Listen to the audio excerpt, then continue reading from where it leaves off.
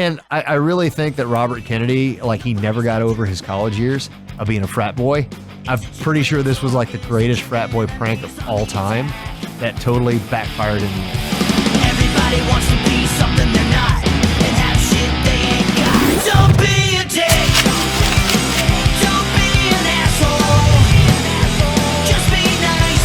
You don't have to be that guy. Show some respect. Just be a person. Love one another. Rolling? Okay, cool. Don't you say it, Don't you ever tell me not to say Don't rolling. you say it. I wasn't even going to mention Limp Bizkit, but now, like, if you're going to goad me and tell me, you're trying say it. Don't you're trying say it. You're trying to censor. Say it. I didn't say it. You're trying. I'm trying to say if Dustin's paying attention because you're saying You guys are coming through the speakers. Yeah, turn the speakers down. Turn the speakers down. We were just enjoying some wonderful footage from BitChute because it's the only place we could. No, it was actually YouTube.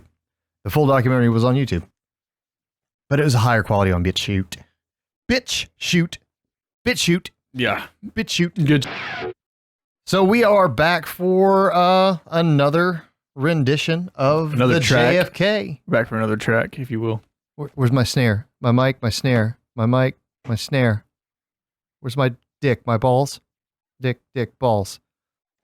So we are back with another episode tackling the JFK assassination and the conspiracies that abound surrounding said assassination. And I want to give a very brief history lesson on why this next conspiracy theory might have a little bit more legroom. Wait, I like wait. Wait was such a better word than legroom. This is in my estimation one of the more likely scenarios. However, not discounting any other options or maybe additions to this one. But this conspiracy theory dives into the CIA and the Mafia working in cahoots, because I've been wanting to say cahoots forever, but working in cahoots to How's it feel? How's it feel now to say it feels great. Cahoots is a great word. Cahooters? Cahoots? Cahooters. But the CIA and Mafia had a working relationship pretty much since inception of the CIA, which was in the late 1940s, post-World War II. Part II. World War II. Here he is. As the French would say. Max War, everybody. As the French would say. Cahoot. Cahoot. Duh.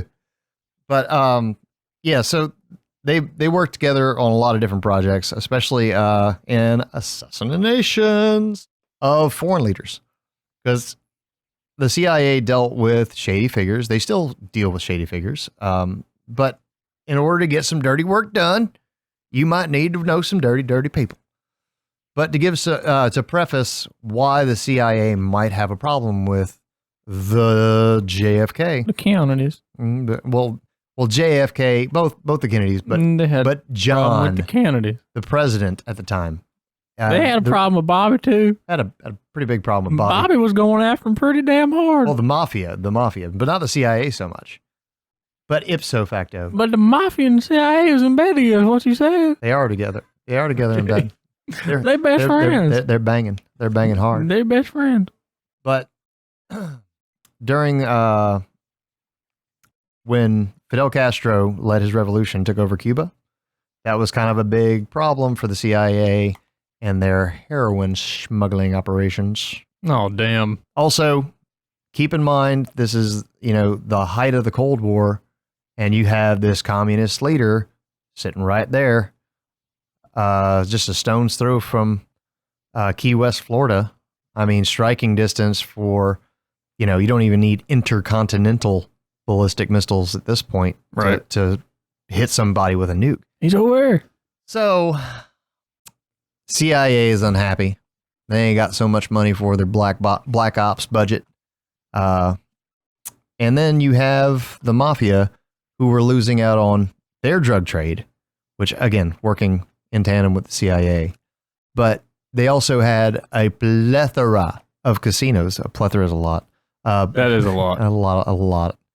But they had a lot of casinos that they were operating down there, and they were just paying off the previous leader that Fidel Castro deposed. And Fidel Castro wasn't taking none of that money. He did. You know what? This is all Cuban money. This is our GTFO. And in 1961, I believe it was, that was the Bay of Pigs fiasco, which was a CIA-led operation where Cuban exiles formed a military, and which the CIA also trained. Could you believe The that? CIA trained and supplied these people, and the Bay of Pigs was a massive failure and a huge embarrassment for the CIA and America. But the primary reason it was a failure was because JFK would not sign off on allowing U.S. troops to join the fight.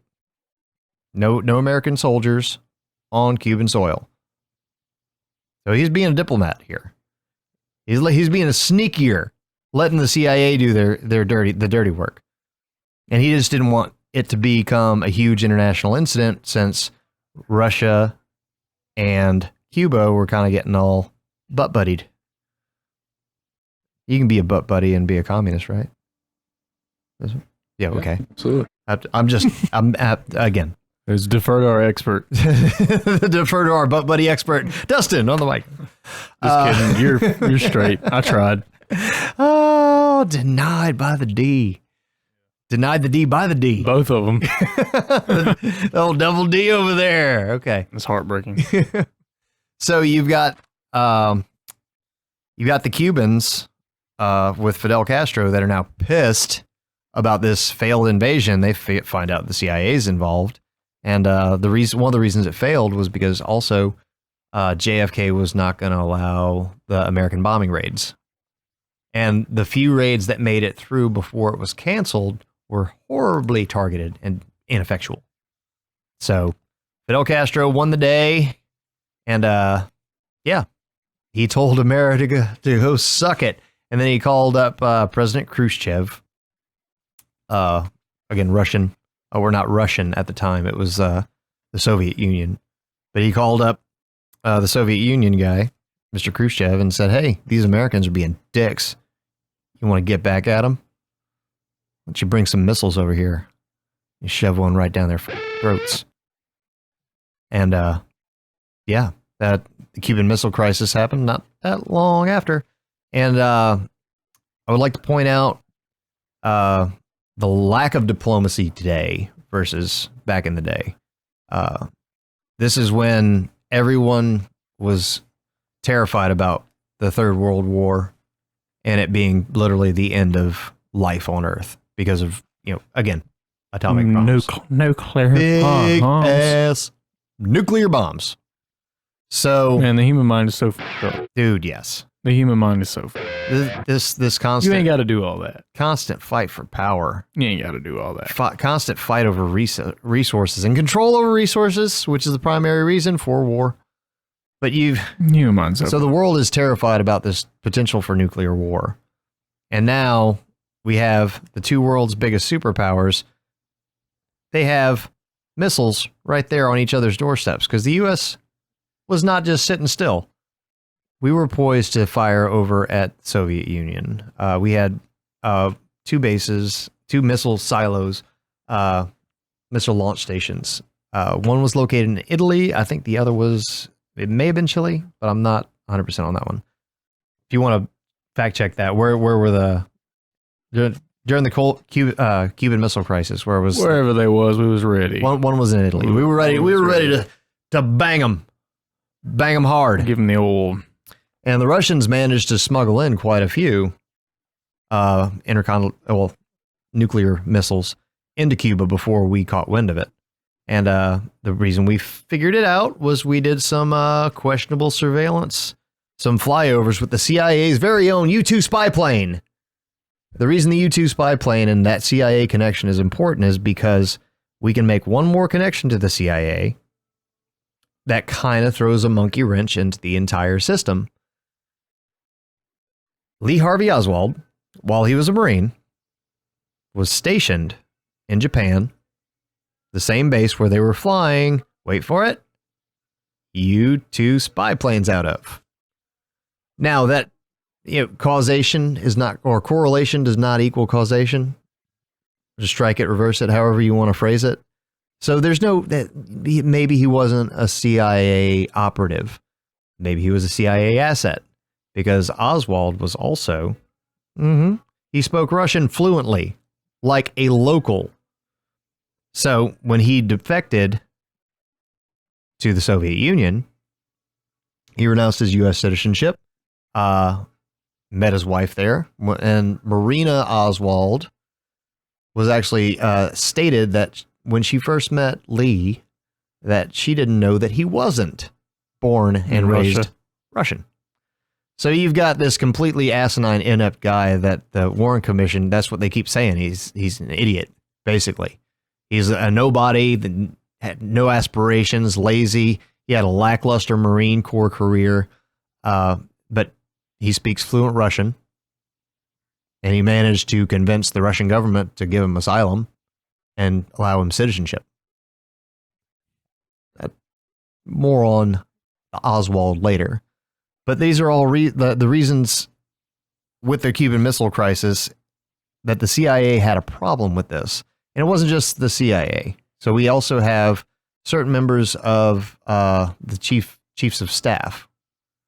They're all military guys, right? Military industrial complex. They don't necessarily want the big war, but they want war. Right. And Kennedy, in his diplomatic might, wired a hotline straight to Moscow where he and Khrushchev could actually talk and convene. So while the U.S. was blockading Russian traffic to Cuba to keep more missiles from coming in, there were a couple times where they thought that World War III was going to pop off and nukes were going to drop and we're all going to die, because Kennedy and Khrushchev had if not friendly, but at least a respectful diplomatic relationship, and enough respect to know that the other wasn't just going to keep. They weren't going to play the game of chicken forever. Right. One of them was going to crash the world, yeah, and cause the other ones to fire off whatever they could to crash the world. I have the info on the nukes. The nukes, where were our nukes stationed? So we deployed nukes on Turkish soil in 1959, and I'm not sure if this matters, but in October 1962, that's when we discovered that Cuba had nukes as well. Yeah. Okay. So not sure if we had suspicion that they were doing that or if we just did it first. Well, it was after the Bay of Pigs was when Castro and the Soviet Union, Khrushchev, they were friendly prior to obviously the Cuba, but prior to the Bay of Pigs, but post Bay of Pigs, yeah, you got two communists or two people with similar ideologies that feel like America's the great demon. Yeah. Yeah. So they're forging an alliance there. Oh. And the lack of action on Kennedy's part left a bad taste in the CIA's mouth, because it made them look stupid, like they were incompetent and inept. And then you had the mafia still just losing money hand over fist. And it's not that they're losing money actively. They're not currently making that easy money. Right. Again, highly motivating reasons. Money and power all the time. So post Cuban Missile Crisis, now we go into the connections. The CIA, FBI found no link or connection with either Oswald or Jack Ruby to the CIA or the Mafia or anybody. Well, it's been kind of half-assed documented that when Lee Harvey Oswald was in New Orleans handing out his pro-Castro literature, that where the address on the flyer, and we'll put that flyer up somewhere on screen, maybe here. The flyer, the pro-Castro flyers and literature that he was handing out had an address on it, and that address just happened to be registered to a CIA operative, or at least claiming to be a retired CIA operative. Whether he was active or retired, again, once a company man, always a company man. Especially in the CIA. Yes. Especially in the CIA. So, let's say he is a former CIA, like no ties with the company anymore at all. Do you really think that he wouldn't have noticed that in his building? Pro-communist literature? Yeah. There's a lot of questionable things about Oswald's connection to the CIA. Again, starting with the U-2 spy planes in Russia, not in Russia, in Japan. He was definitely aware of it, and surely the CIA had packets on every person that was on that base because the U-2 spy plane was classified. So obviously they knew they had a jacket on him. They knew who he was. They had to. There's no way that they would have let the security of that project just wide open. Right. And then again, his defection to Russia. Again, it looks a lot like a CIA operation. There are a lot of CIA operatives from the time that said, there was a lot of people that defected to Russia to collect information on what was going on in the country. Because they talk about the Iron Curtain back in the day. I don't know if y'all remember that from school. You could never see behind the Iron Curtain. They had a hard lock. Soviet Union had a hard lock on information coming in and information going out. So the easiest way to do something about it was to get people on the inside.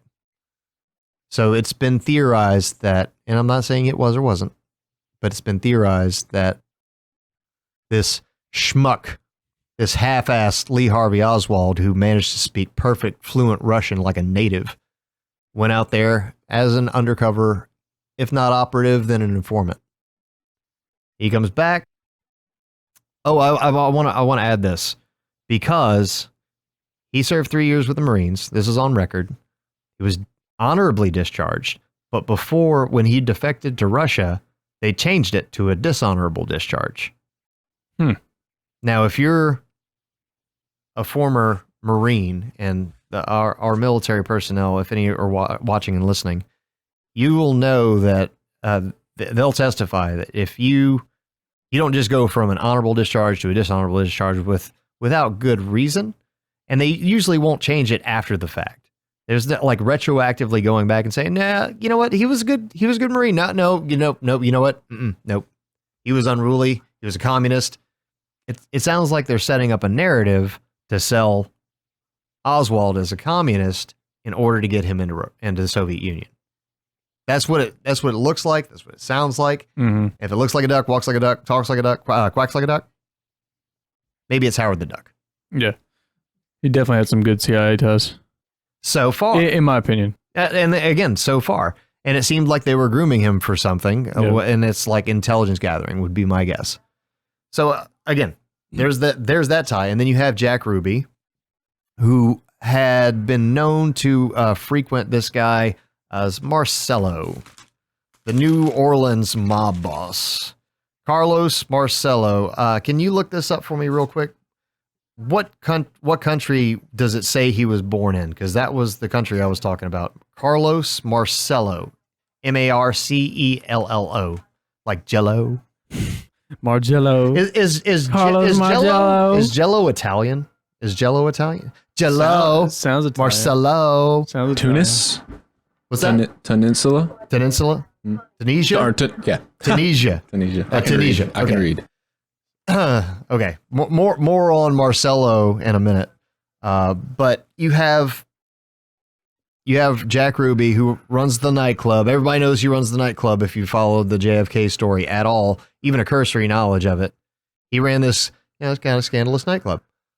Well, he'd frequently go down to New Orleans, and he would get his new, quote unquote, his words not mine, skin from Marcello's club down in New Orleans.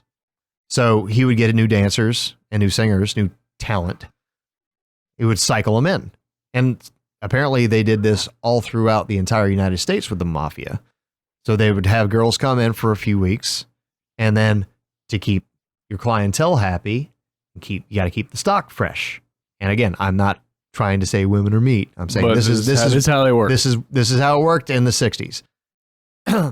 So they'd be rotating people out. So it's already known that he has ties with Marcello in New Orleans, but also he had ties with the Chicago Mafia, going up to one of the most world famous mobsters on the planet, Al Capone,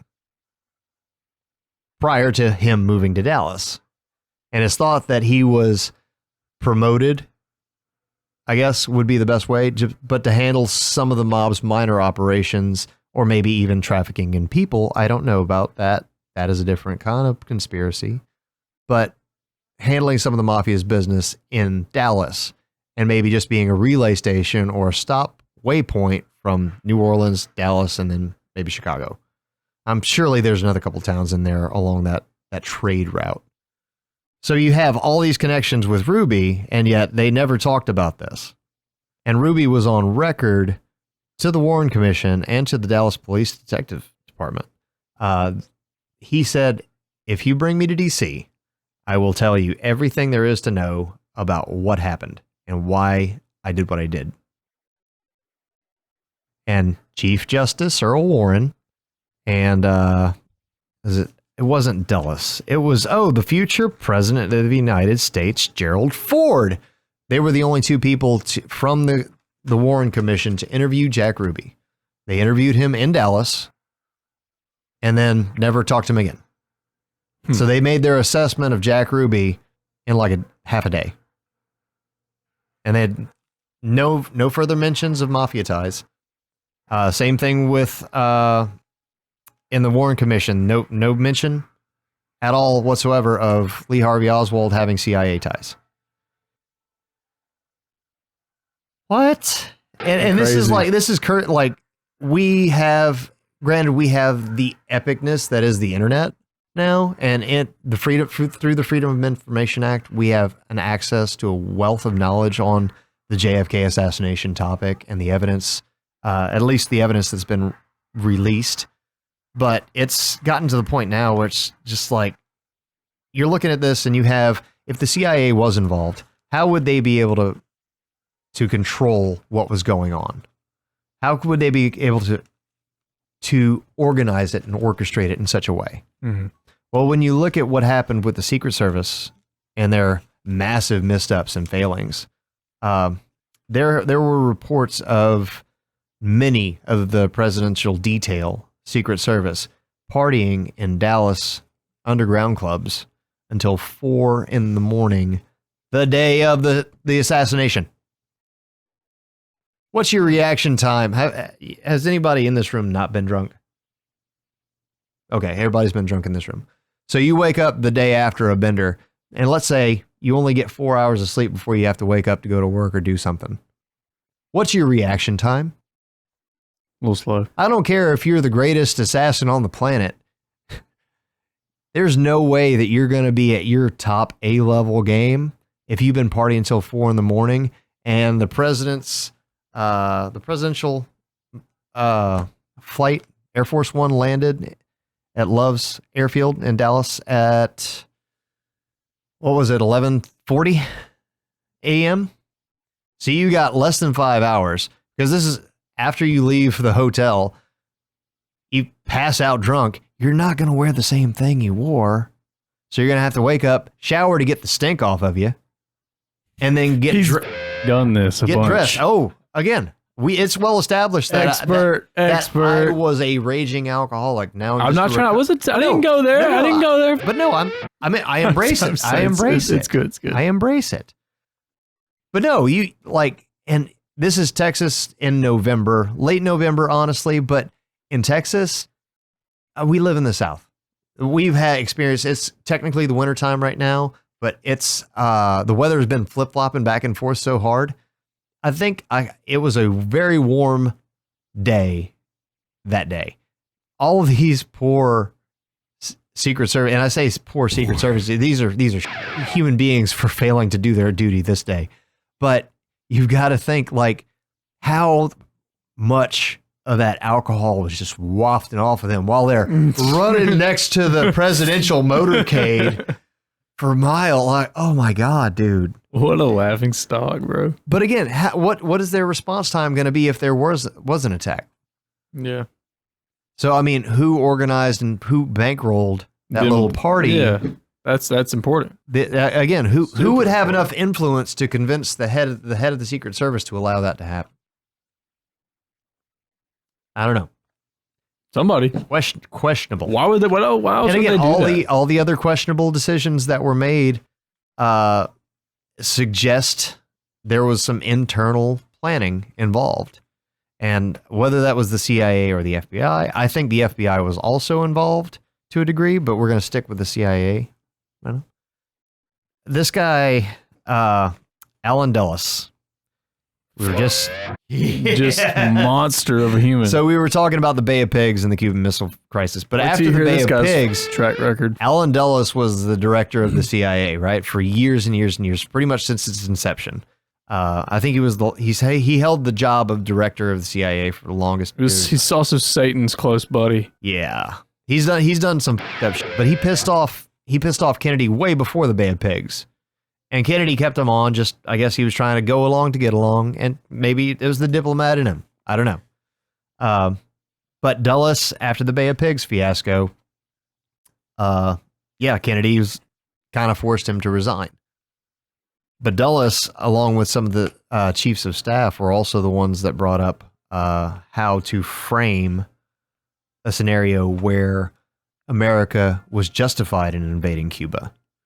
One of which involved a future conspiracy theory, which we will cover, which is Operations Northwoods. Think 9/11, only Cuba, and not Afghanistan/Iraq. More on that in another episode. And Alan Dulles was part of this. Now, he may not have been the progenitor, but he was one of the ones that could justify an action like a 9/11 style attack. Yeah. To inspire America to be justified in going. I get it. It's just funny to hear that. What more can you there's not a better word. You're not. I'm just saying, you just think about what we should be inspiring people for. Yeah. Vengeance. Yeah. Righteous vengeance. What are we? There's nothing more satisfied than righteous vengeance, right?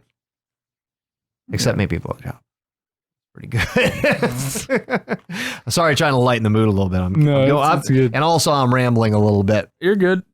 But you've got this Dulles cat. Quiet, but I'm listening because he knows a lot more about this than I do. Mm-hmm. I'm just kind of a traveler. Well, you're not a traveler because I'm waiting to hear your thoughts on it. I'm gathering them. That color commentary is coming, and I can't. It's so delicious. So this Dulles cat, right? He's forced to resign. And keep in mind, he was the director of the CIA who forged ties with the Mafia. He's got to be pretty pissed about getting fired. And him and half his senior staff, they were all got the kibosh. They later on, you might recognize this Alan Dulles cat from being on the Mother Warren Commission. Now, another reason why the CIA might have a problem with JFK is JFK has been on file as saying, I want to break the CIA into 1,000 pieces. I'm just going motive on motive on motive on motive. And nobody, if you have something like the Warren Commission where you have the CIA and FBI doing the investigating, and the FBI is potentially compromised because Herbert Hoover, at the time, he hated JFK. Well, he was a closet homosexual anyway. So not only did the CIA know this. What does that mean? A homosexual? Just kidding. Or blackmail? Blackmail. Is that a racial slur now? No, I was just fucking confused. I thought it was just a term. I was just cracking you. You say he was a gay man. No. I said homosexual. I'm just kidding. No, he was a homosexual, but not an outed homosexual. Right. But the CIA had this information. The Mafia had this information. If you wanted to strong arm somebody in the United States at that time, if you had that kind of information and knowledge about somebody, you could get them to do almost anything. Yeah.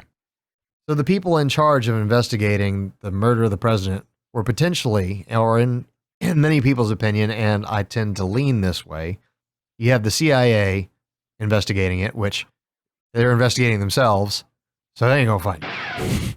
And then you got the FBI, who's potentially, or more than likely, compromised to a degree by the CIA and Mafia, both. And the FBI, by the way, post JFK assassination. This is important information. Post assassination, the Secret Service forced the Dallas doctors to release President Kennedy's body within an hour of being declared dead so they could fly him back to D.C. to have his autopsy done at Bethesda Naval Hospital. Right. Which was against Dallas state law regarding homicides.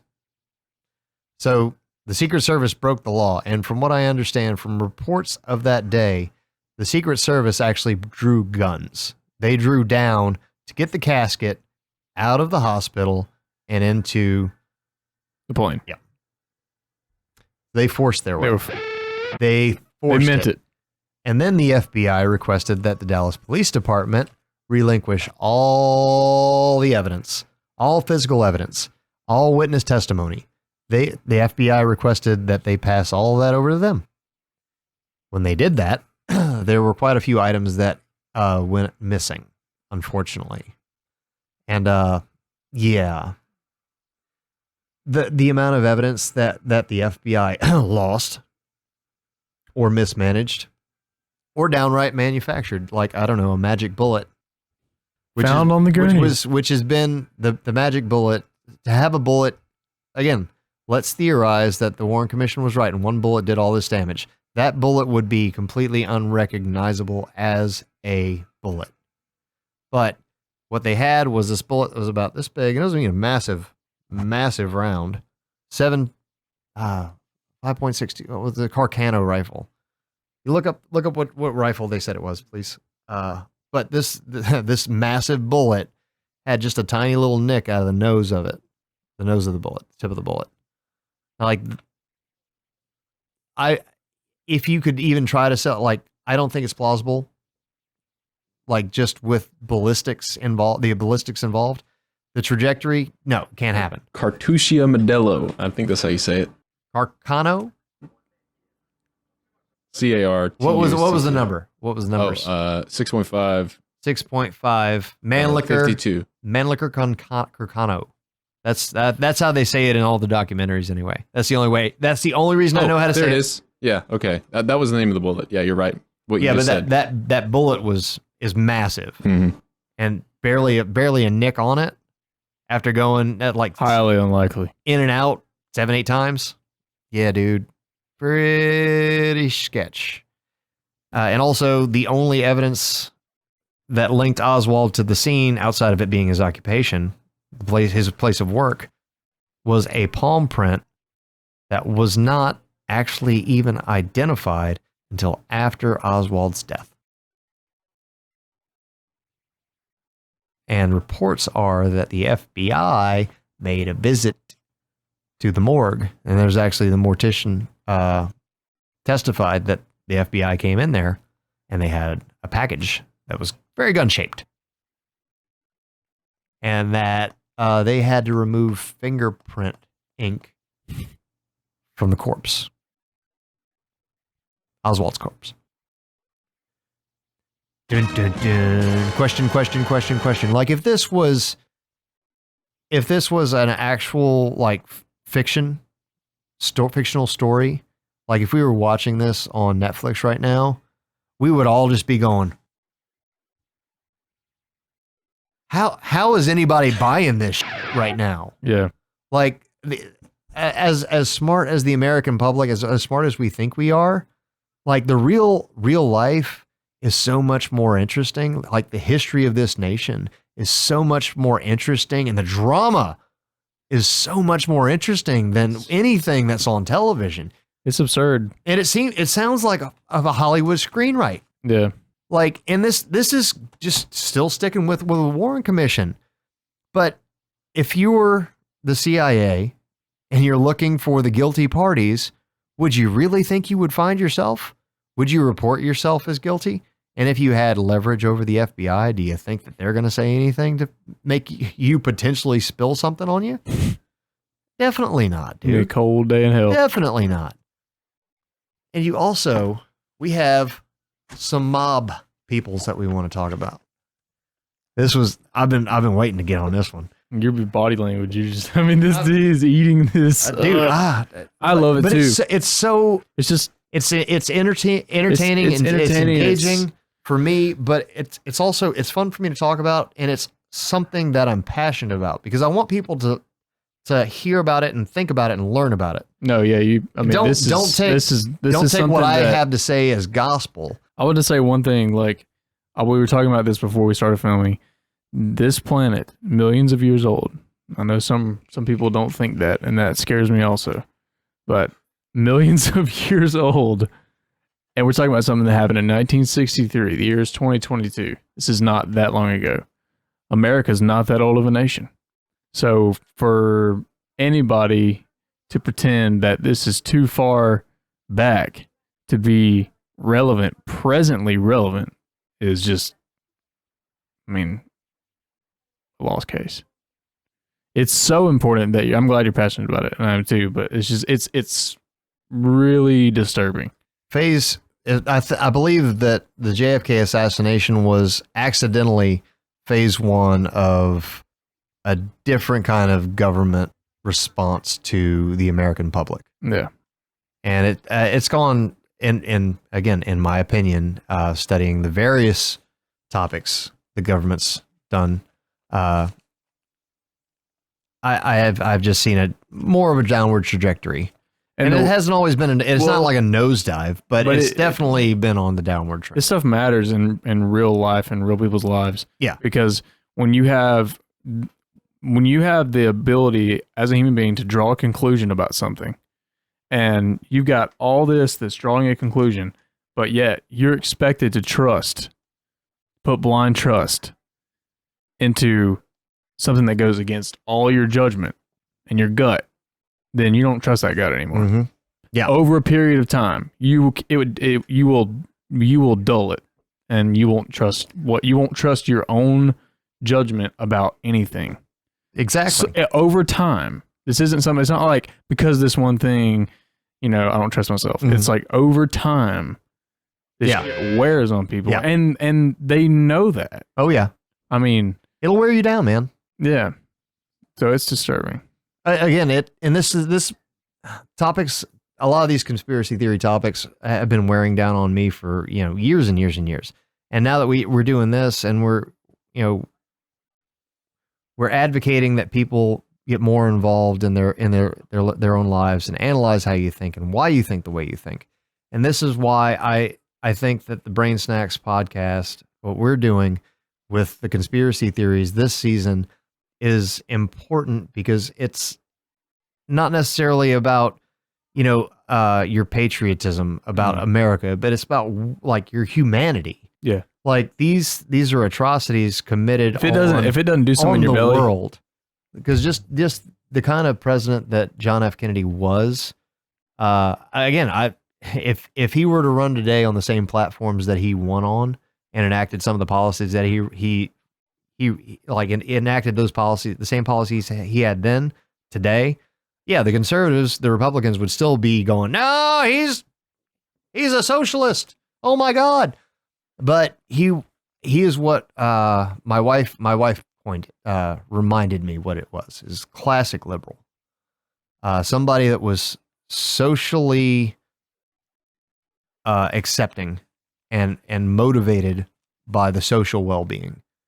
But also, I think he was a lot more fiscally conservative and fiscally realistic than, again, what we ended up being with too today. Frivolous and random, They're specific throwing programs, and that don't really have any much weight. That's my bias. Agree. But I'm just saying, there's some things that. So back to our conspiracy theory where the CIA and but don't forget Mafia, that with this, that's. I just there's some. I want to riff just a little bit. That is a golden nugget of information. Yeah, I just want to reiterate Yeah, well, and I'm speaking from my own experience, and I think a lot of people will relate. I as I'm even sitting here, and as we approach doing the series, my way of understanding things up to this point has been largely conceptual, and never really entered the realm of, this is real life, and like, I mean, I know that sounds crazy, and I mean, I don't think anybody has any idea that they're doing that until they do, but until they realize it. Yeah. That, like, especially with our school systems and stuff, bringing people my age, our age up. I mean, we just digest all these concepts of things that happen with no real connection to them. Yeah. And so you grow up, and I mean, now it's so much more important to realize this, because you can jump on TikTok and just forget that, anything really exists at Mindlessly all. scroll for days without an end in sight. Yeah. And it's not fashionable to be real. Mm. It's just not. It's more fashionable nowadays to be depressed. Yeah. And I don't know, it's just scary. Or it's fashionable to be depressed, or just to do something really ridiculous for attention. Yeah. I mean, you can call it whatever you want. It's just it's fashionable to do the wrong thing. Yeah. I mean, I'm not saying anybody's a good person. I don't really believe in good and bad people. Mm. I mean, I think that there are some that are worse than others, but we all have to kind of pay more attention to real life. Mm. Agreed.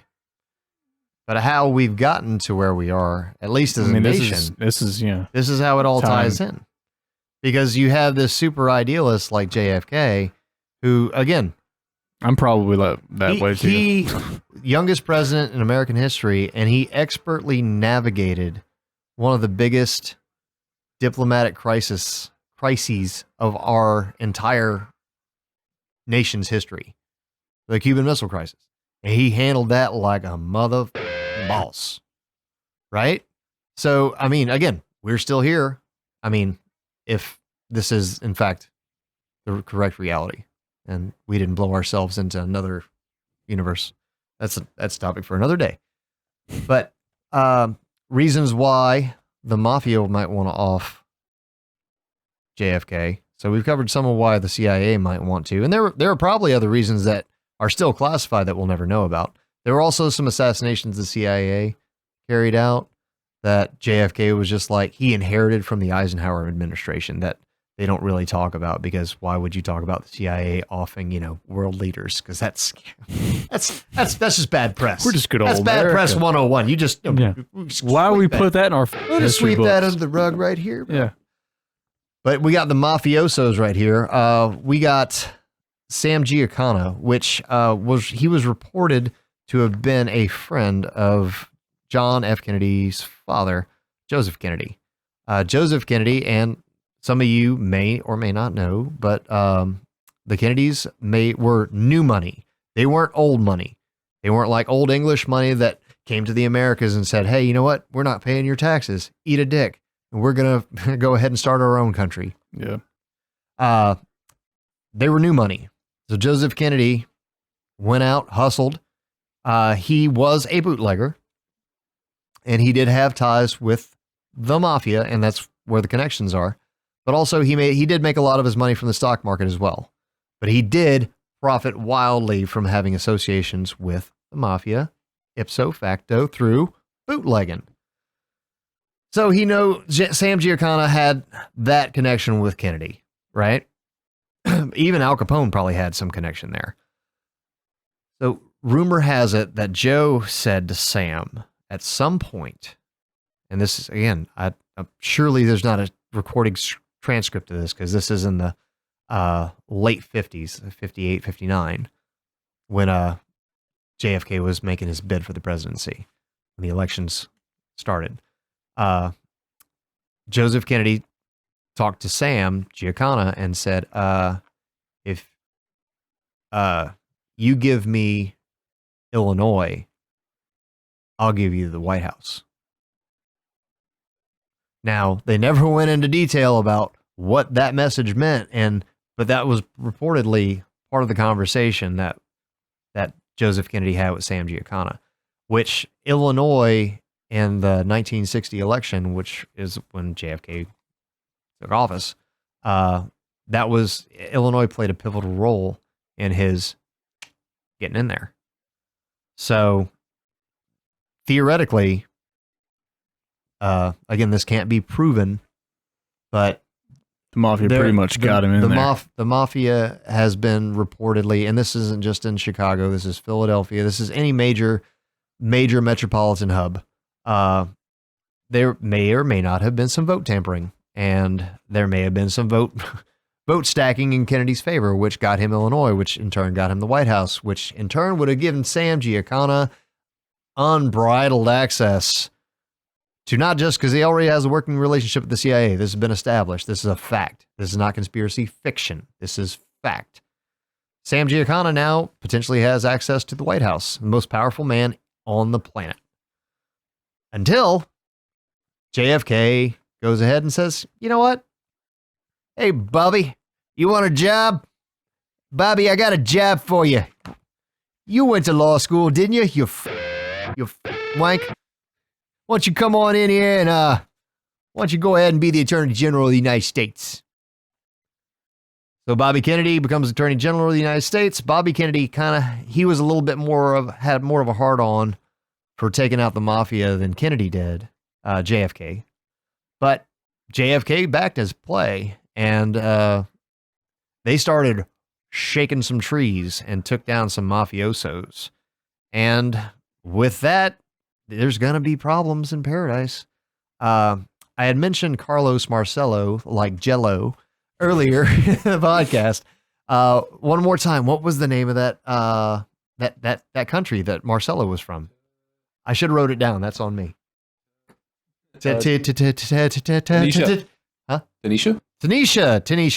So Carlos Marcello, he wasn't born in Tunisia, but I think he had a fake birth certificate from there.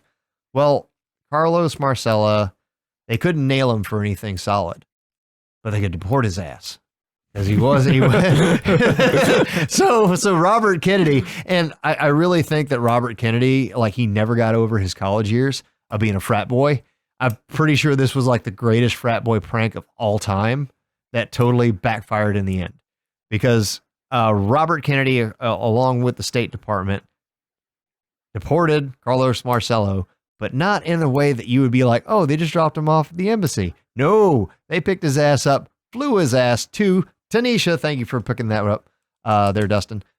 Flew his ass to Tunisia, dropped his ass off in the middle of the forest. Not a house, not a relative's place, not an embassy, not a gas station, which I don't even know if there was a gas station in Tunisia.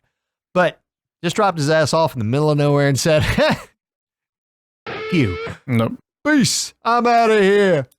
And you can imagine, the Italian mafia boss of New Orleans kind of didn't take that well. Pretty pissed off. So Marcello slowly makes his way back home. And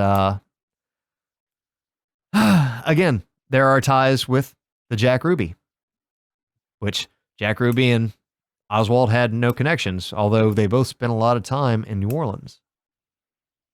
And there was rumors that Lee Harvey Oswald, as a CIA asset, maybe not an operative, but as a CIA asset, was maybe being groomed to be a part of this plot to kill Kennedy. But I don't think they had enough confidence in his ability to do anything. So I think they just the CIA went about the way it's a term called sheep dipping, which is making somebody look like they're the prey to certain events.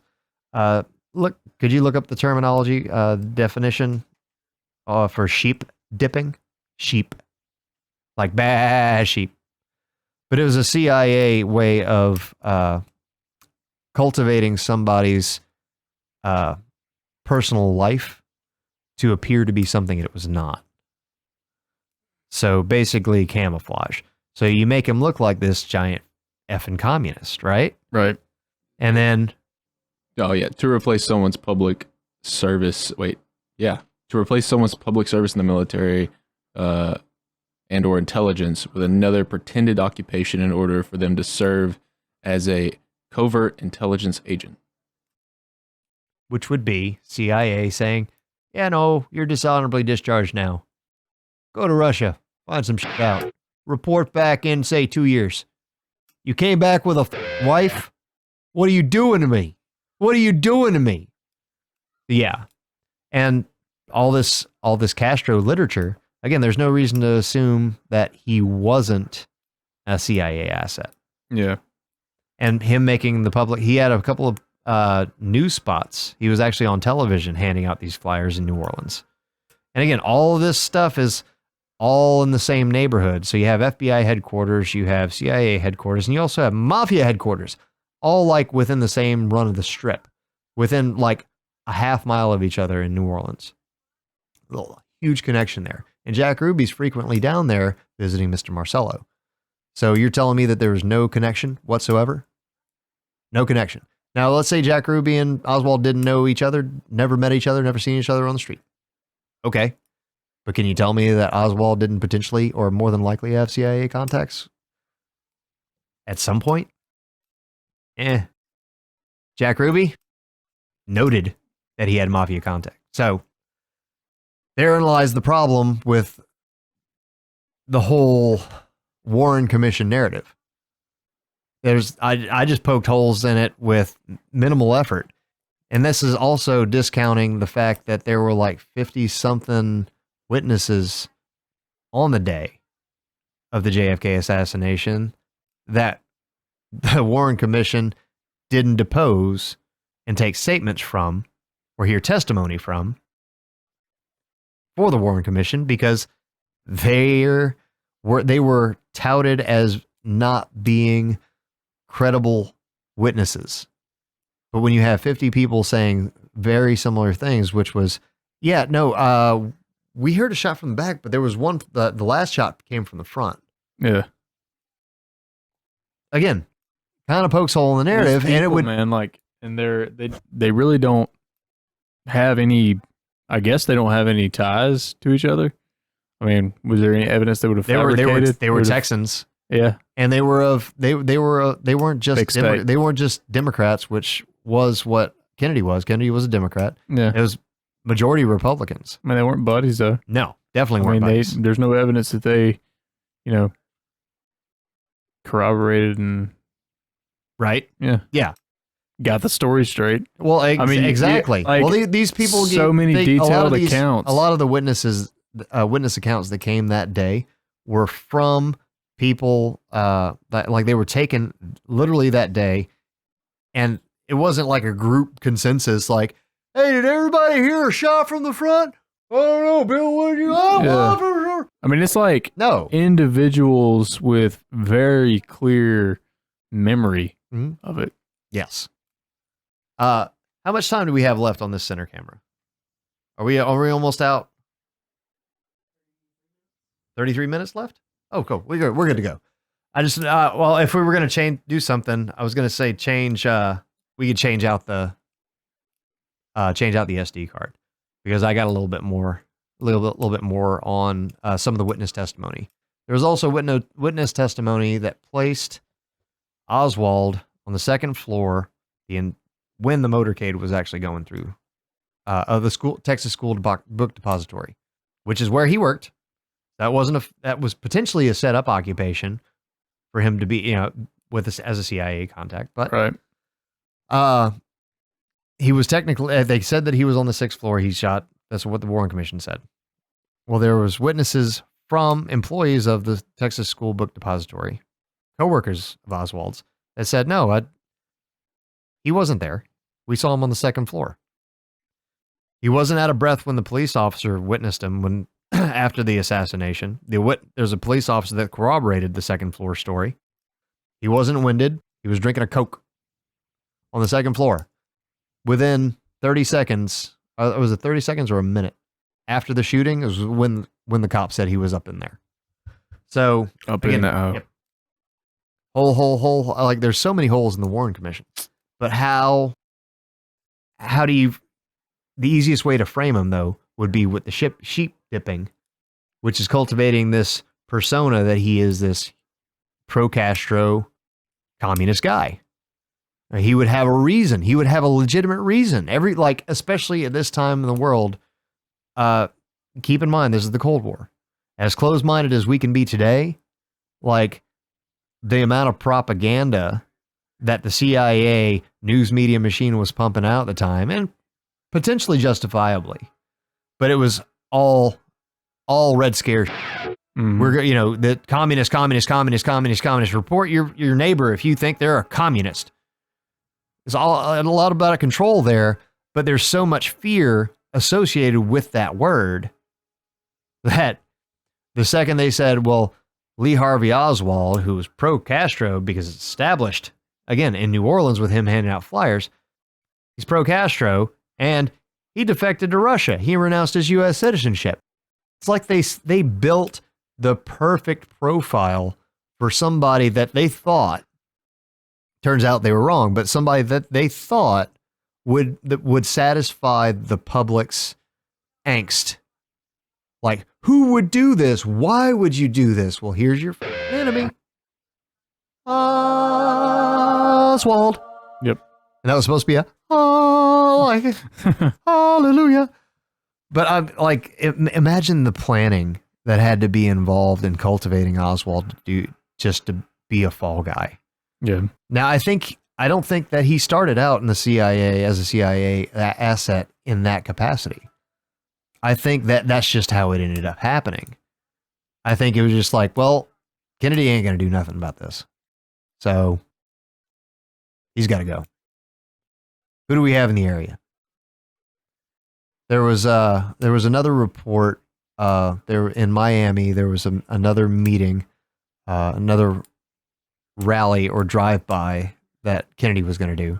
Drive-by is a poor term considering he died in, a drive-by.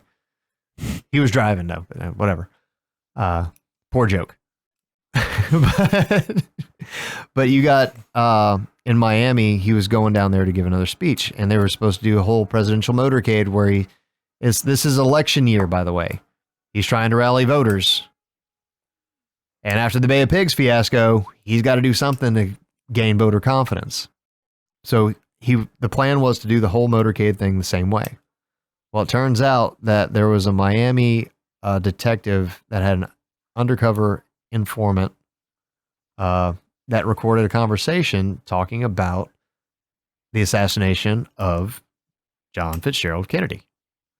And this guy said that he's going to come through town and they're going to get him. Well, how do you think they're going to get him?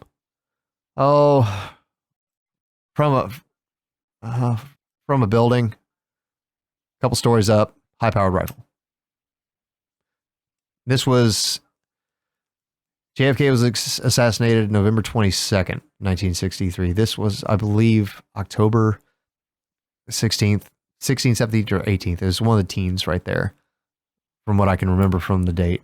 But this was when that first attempt was supposed to be taken. Mm-hmm. But because that tape got recorded, that undercover officer got that recording, that actually got sent to the Secret Service. And the Secret Service is like, oh, we can't fake this one. We can't pretend like we didn't know. And now it's documented that there was a report that there was going to potentially be an attempt on the president's life. Right. What are we going to do now? Well, the president didn't do the whole motorcade thing when he was down in Miami for doing a speech. He literally took a helicopter in, did a speech, got the hell out. Super high security. Now, why would you think the thread is over just over a month later in Dallas? Yeah. Which is a place that's very conservative, Republicans, where they are circulating papers, FBI, like that look like FBI wanted posters. We talked about this off camera. Like full front. Can't say Dallas doesn't love you. Front photo, side photo. We'll pull it up right here. But it was wanted for treason. JFK wanted for treason. Because the conservatives, the Republican Party, thought that he was too soft on the Soviet Union. So you're telling me there's less risk of him being offed. Yeah. There's less danger to the president in a place where they're passing out wanted for treason posters. Like the complete, it's again a complete complete ineptitude on the Secret Service's part or collusion, in my opinion. Now, I'm not saying it's all the guys on the Secret Service staff. Surely there's some people on there that are like, hey, it's my boy. I love him. I'd take a bullet for him. And I have no doubt that there are people that But they're also obeying a chain of command. Precisely. And they're also hungover, remember? All those guys were partying until 4 in the I'm morning. saying, I don't think they would have done that unless they had a green light to do that. 1, 2, 3, green light. Somebody gave the green light for that. So what it all boils down to is the CIA in cahoots. This is a fun word. Cahoots with the mafia. They hired assassins, trained professional assassins, reportedly, supposedly, 3 in total, to go out and take out the president. And there are some compelling stories and testimonies to corroborate that. But we may never know the full truth, and that's fine. But as far as this conspiracy goes, again, I feel it's the people that had the most to gain would be the CIA and the mafia. What are your thoughts? Absolutely. Do you think it's the greed and power or the fear of embarrassment? What do you think would have motivated the CIA to do what they did? Is it just pure vengeance for his lack of spine? Or is it out of genuine concern for the future of American society? I don't think it's that. I think it's the fear of them, being having that kind of an enemy, so close to them. Yeah. But that begs the question again, and we're looking back retrospectively. Because he did say he would dismantle them. Yeah. Or he wanted to. The self-preservation. Clean them out. Self-preservation was in mind. Right. So they wanted to hold on to their tenuous grip on power. Yeah. Okay. I can dig it. And them being in bed with the mafia. I mean, I mean, they're honoring them too. I mean or else their families are gonna die. I mean, I've seen the Godfather. You've seen the Godfather, right? That's how that works. You've seen the Godfather, right? I haven't. Oh my! Never seen it. Scorsese. Oh my God! You I'm guys waiting for the reactions. You claim to be filmmakers. He's seen it. Okay. Good man. Thank you, Andrew. Thank you. You're Well, welcome. he's seen what the mafia is capable of with the Godfather. Yep. Oh, they can be bloody and ruthless. I mean, you can go back to news reports, newscasts from back in the 40s, 50s, 60s. I mean, they are ruthless. Yeah. Ruthless.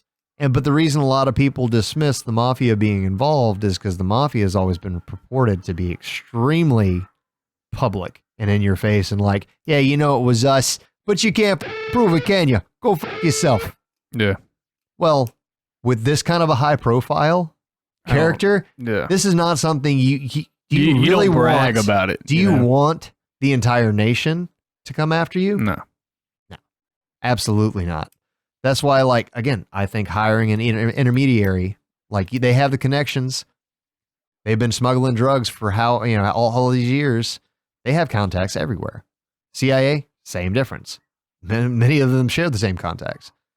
So, again, Alan Dulles being on the Warren Commission, I think that compromised the entire integrity of the Warren Commission. So, A, should have been disqualified and disregarded straight out of the gate as soon as it was released. I agree. I still think that Mr. You can't call that the official narrative of the government, the United States government either, because of we'll get to that later, but there's two quote unquote official conclusions. We'll bring it up now. It was 1976. 78.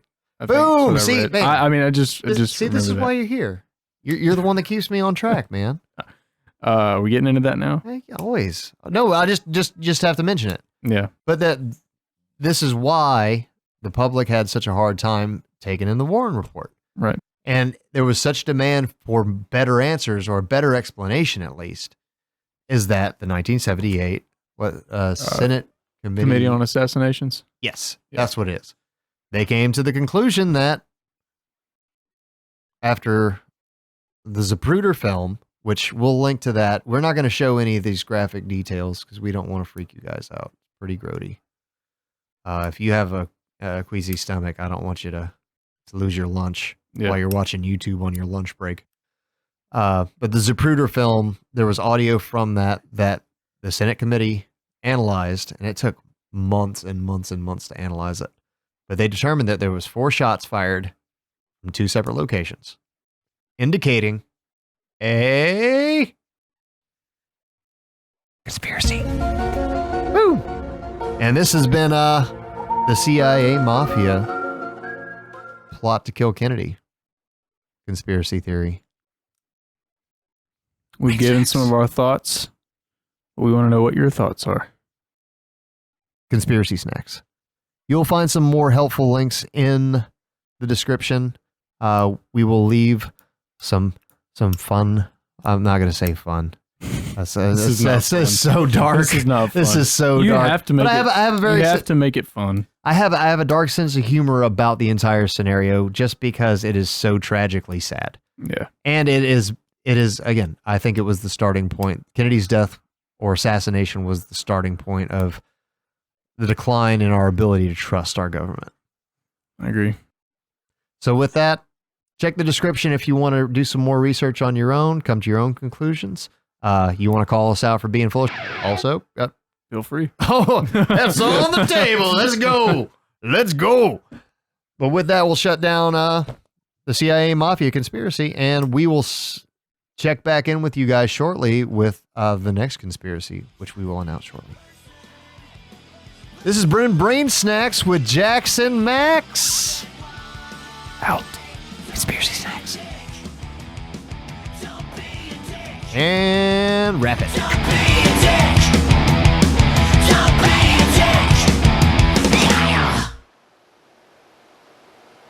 Did you subscribe?